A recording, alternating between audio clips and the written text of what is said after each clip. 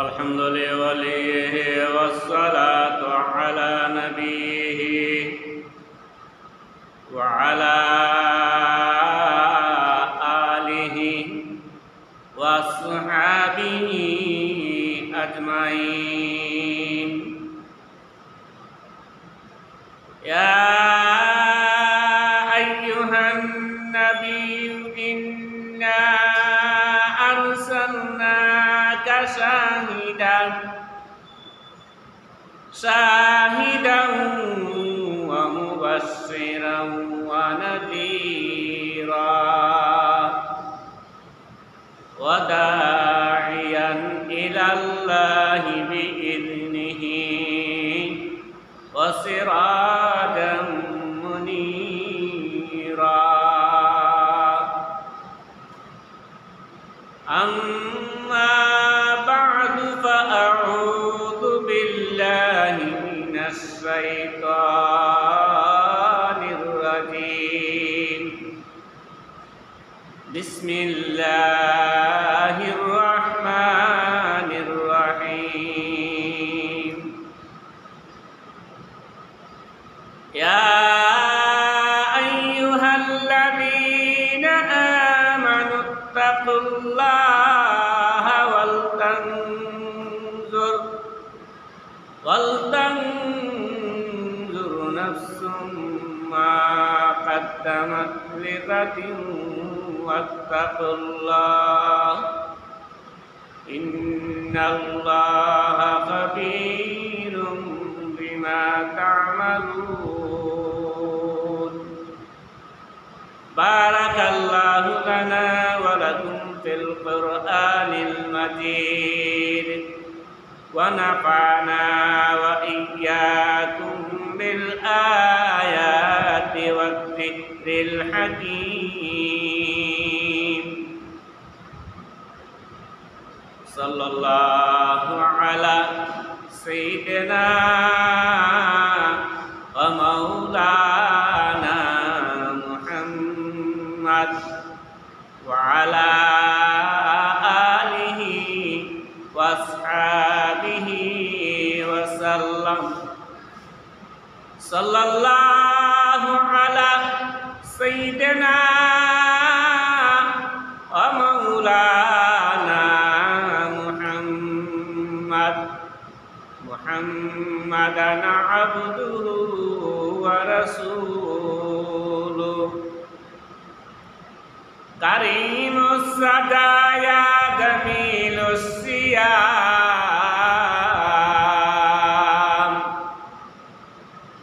نبي البرايا شفيع الأمم بلغ العلا بكماله كشف الدجى بجماله حسنت جميع خصاله. صلوا عليه وآله. इलाही दिखा दे हमें दियारे मदीना.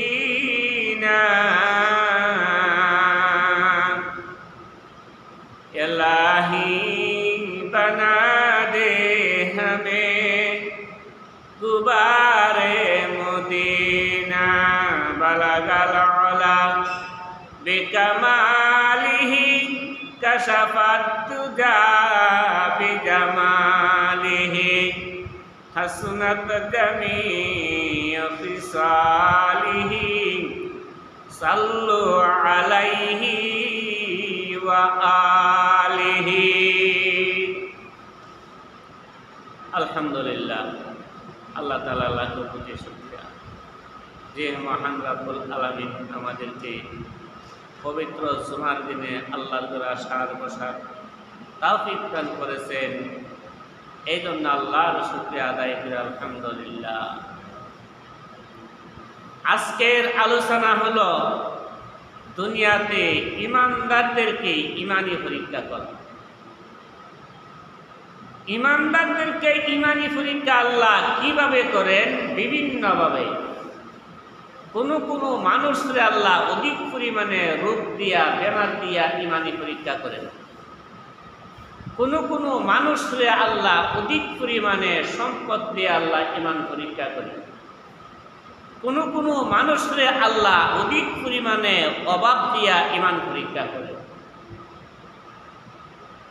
যে আমাদের দেশের ভাষায় বলে যে আগুনের মালা লয়া ঘুরতে পারে, আল্লাহ হেরেওই ইমানি পরীক্ষা করে।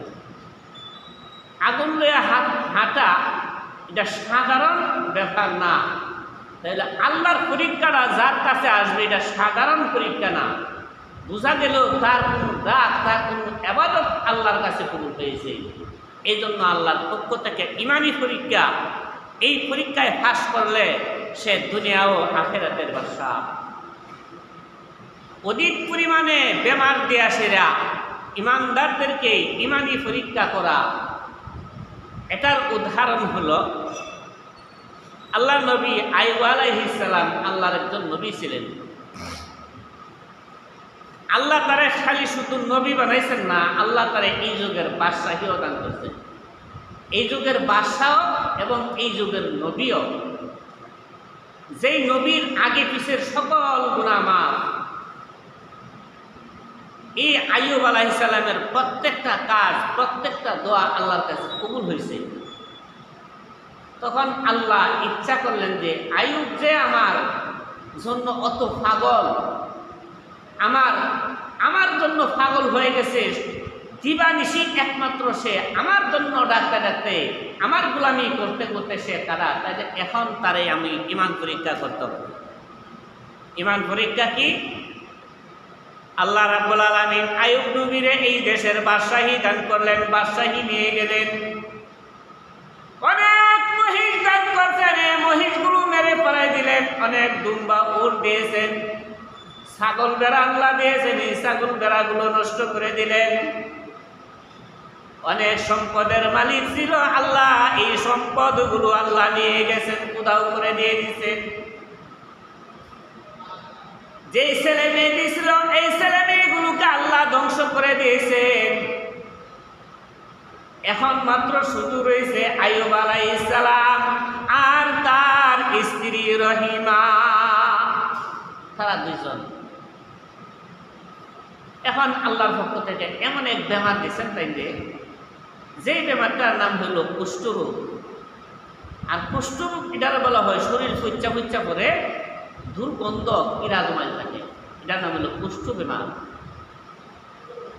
এই বেমারটা আল্লাহ দেওয়ার পরে এলাকার মানুষে কইতেছে, হে আইয়ুব, তোমার শরীরের মধ্যে যে দুর্গন্ধ সৃষ্টি হয়েছে, তোমার এই দুর্গন্ধে আমরা বাড়ি করে থাকতে পারতেছি না, তুমি এই গ্রাম ছেড়ে অন্যত্র চলে যাও।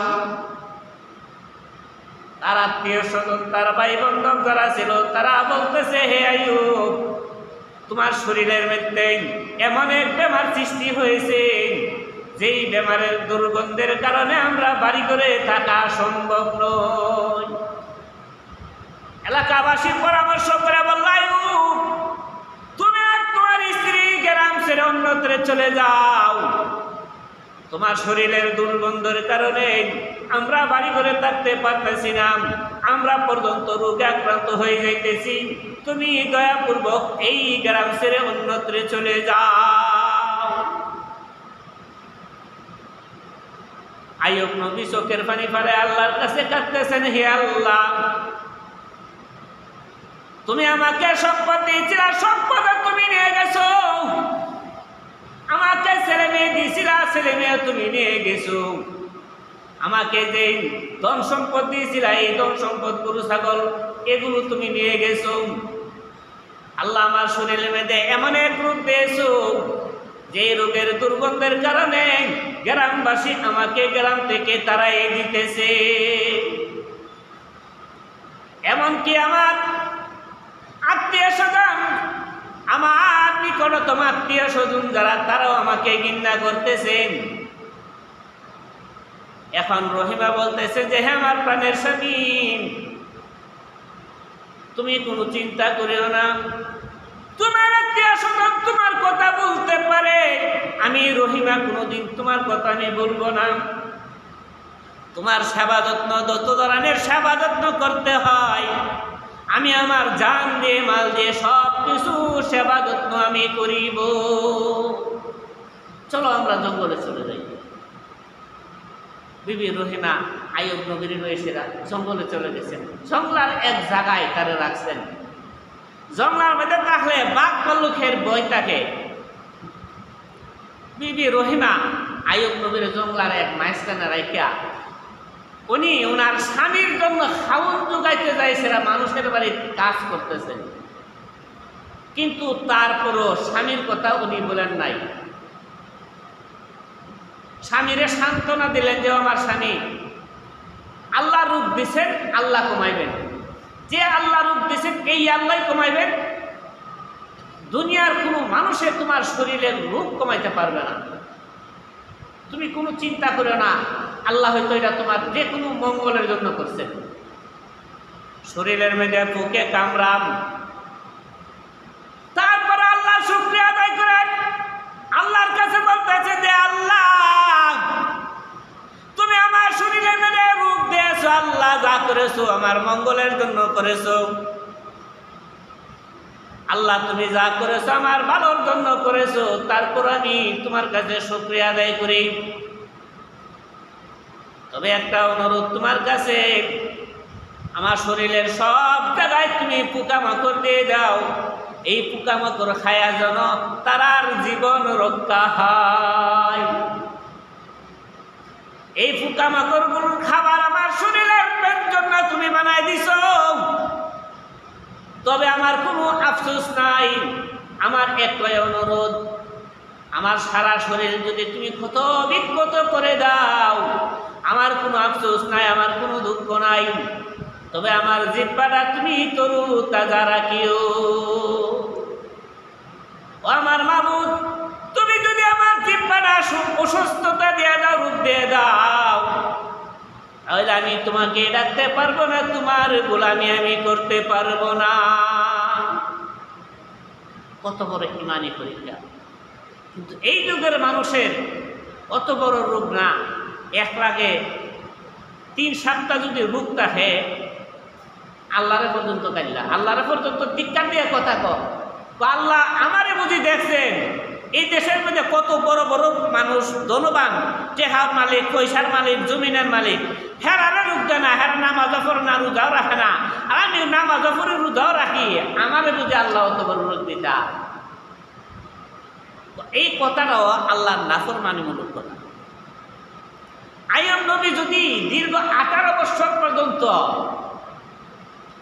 রোগে আক্রান্ত হয়ে আল্লাহর শুকরিয়া আদায় করছেন যে আল্লাহ তোমার অসংখ্য শুকরিয়া, তুমি যে আমার একটা রূপ দিছো, যে রূপটা দিছো তুমি সন্তুষ্ট অনুযায়ী দিছো, তোমার খুশি মনে দিছো, আমি তোমার কাছে খুশি, আল্লাহ শুকরিয়া আদায় করতেছেন।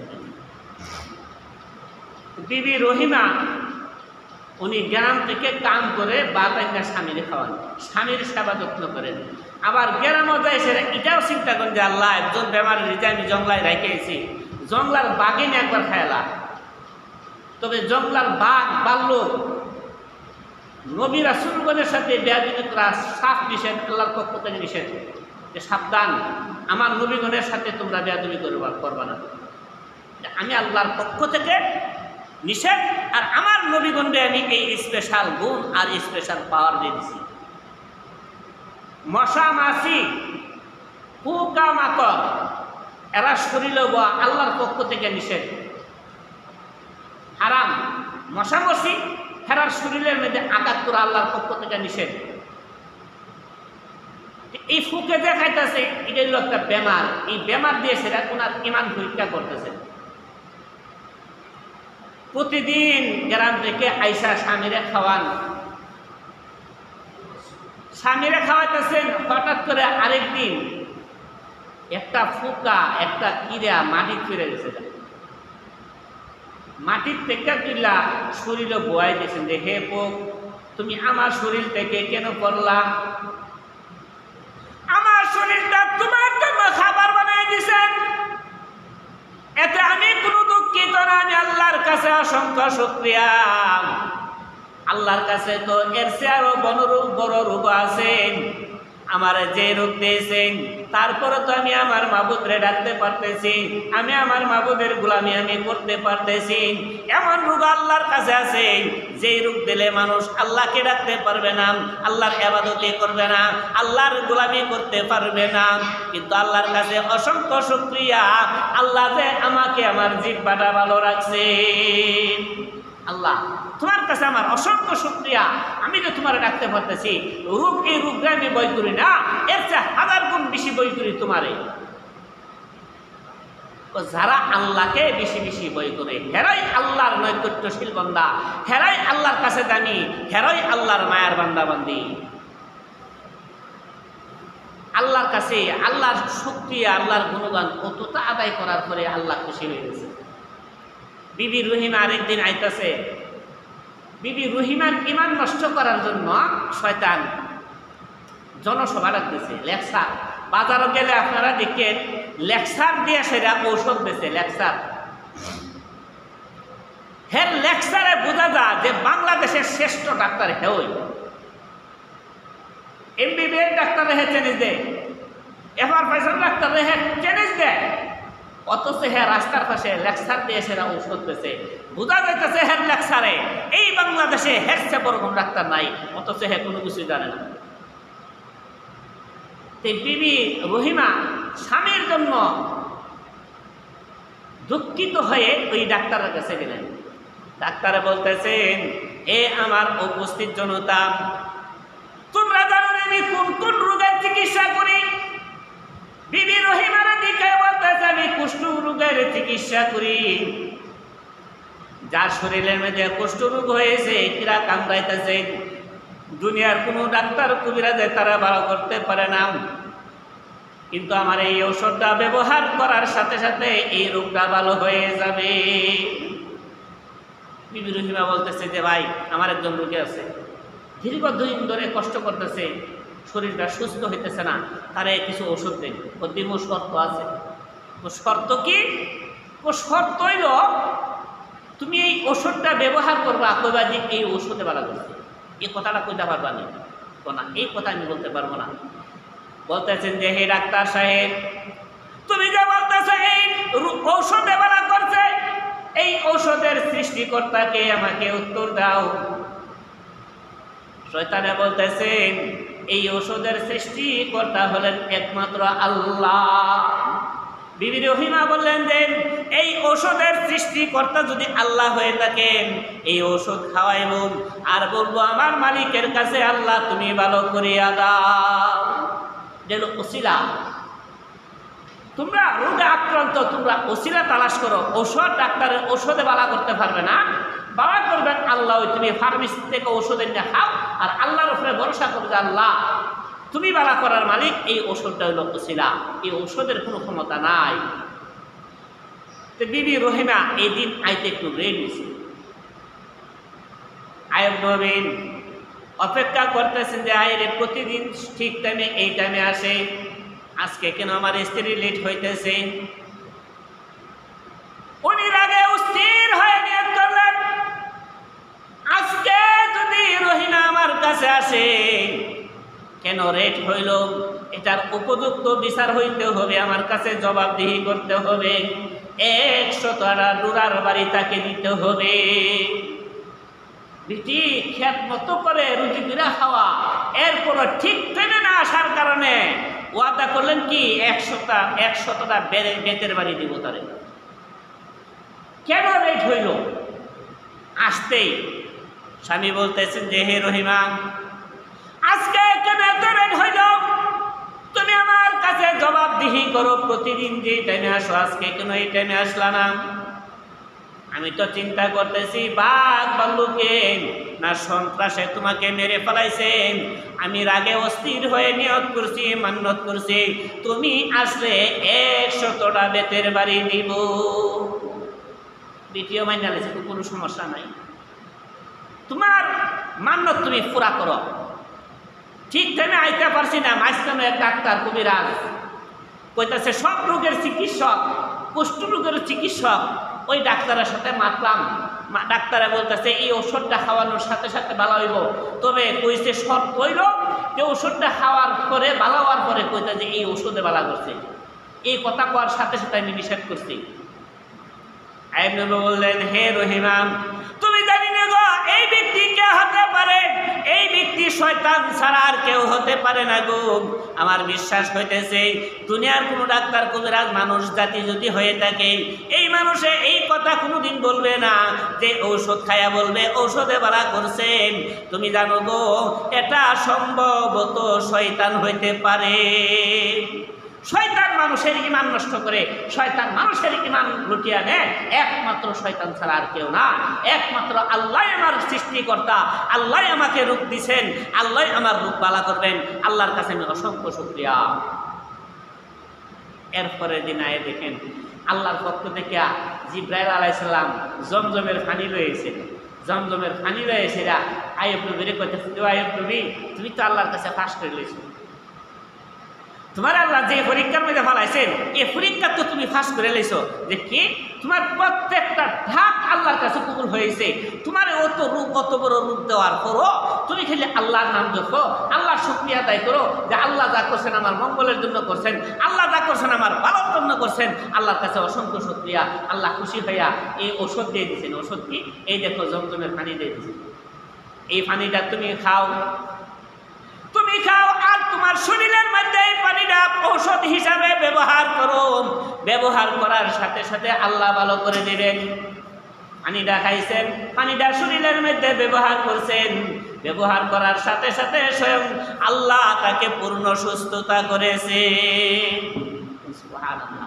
এই যে মক্কা মদিনার মধ্যে একটা পানি আছে, কূপ আছে, এটা হলো জমজমের কূপ। এই কূপের পানিটা হলো রহমতের পানি। এটা হলো সারা বিশ্বের মুমিন মুসলমান নরনারীর জন্য এটা ঔষধ। গত কয়েকদিন আগে রাশিয়ার এক বৈজ্ঞানিকে রিসার্চ করছে এই পানিটা। এই পানিটা অত দামি, এই পানিটা মানুষে বোতল বইরা নিয়ে বাড়ি খা, তো এই পানিটা পরীক্ষা করতে হবে। এই পানিটা পরীক্ষা করে দেখে এই পানিটার মধ্যে আল্লাহ এমন এক মেডিসিন দিয়ে দিছে যে পানিটা খাওয়ার সাথে সাথে আল্লাহ শরীরের কয়েক প্রকার রোগ জ্বালা দূর করে দেবে। এটার মধ্যে এমন মেডিসিন আর এমন ওষুধ দিয়ে দিছে, ওইটা হলো মানব জাতির জন্য, মুসলমান জাতির জন্য এটা রহমতের পানি, এটা গজবের পানি না। এটা খাওয়ার সাথে সাথে মানুষের শরীরের রোগ ভালো হয়ে যাবে, কিডনির দুর্বল কিডনি সবল হয়ে যাবে। হ্যাঁ, বিভিন্ন রোগে আক্রান্ত এই পানিটা যদি খার শরীরের মধ্যে মাখায় দেয়, একটিও বিশ্বাসের সাথে আল্লাহ সাথে সাথে তার ভালো করে দেবে। তো এমনভাবে আল্লাহ রাব্বুল আলামিন বেহেশত থেকে বেহেশতি পানি ফাটাইছে। আইয়ুব নবী এটা তুমি খাও, এই পানিটা খাও, আর এই পানিটা তুমি ব্যবহার করো। ব্যবহার করার সাথে সাথে তোমার শরীর ভালো হয়ে যাবে। খাইছেন, ব্যবহার করছেন, সাথে সাথে ভালো হয়ে গেছে, জোয়ান হয়েছে বেটা। জিবরাইল আলাইহিস সালামের নিয়াম তার অন্য এক জায়গার মধ্যে তার বাসস্থান থেকে অন্য জায়গায় দাঁড়িয়ে কথা বলতেছেন। বিবি রহিমা আয়েশা এই জায়গাতে আয়েশা বিবি রহিমা তারে পাইতেছে না, চিন্তা করতেছেন আমার মানুষ কোথায়। বহুত দূরে দুইজন মানুষ দেখা যায় কথা কইতেছেন। আর আইয়ুব নবী একটু পর পর বিবি রহিমার দিকে চায়, চোখ ফিরে আসা দেখে কিতা করে না করেন। বিবি রহিমা এমন এক চিন্তার মধ্যে পড়ছেন যে আল্লাহ আমার মানুষ গেল। আল্লাহর কাছে দোয়া করতেছেন যে হে আমার মাওলা, তোমার বান্দার আমি কেন রেখে দিছি, কোথায় গেছে তুমি জানো না, জঙ্গলার বাগে খেয়েছে, কোন শত্রু মেরে ফেলাইছে আমি জানি না। আবার এটাও চিন্তা করতেছেন যে আল্লাহ নবী রাসূলগণের সাথে বাঘ ভাল্লুকে বেয়াদবি করবেন না, করবে না, এটা তো তোমার নির্দেশ, তোমার পক্ষ থেকে সাফ নিষেধ করা হয়েছে নবী রাসূলগণের সাথে নবী রাসূলগণের সাথে যেন কোনো ধরনের বেয়াদবি না করা হয়। এটাও তো আমার বিশ্বাস, এটাও তো আমার বিশ্বাস নবী রাসূলগণের সাথে বেয়াদবি করবে না। হঠাৎ করে দেখা যাইতেছে কি